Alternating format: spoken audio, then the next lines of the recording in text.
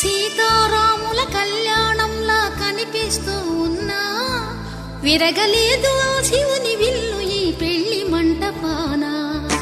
గౌరీ శంకరు ఏకమైన సుముహూర్తమల్లె ఉన్నా మరగలేదు మన్మధుని ఒళ్ళు ఈ చల్లని సమయాన. దేవుళ్ళ పెళ్లి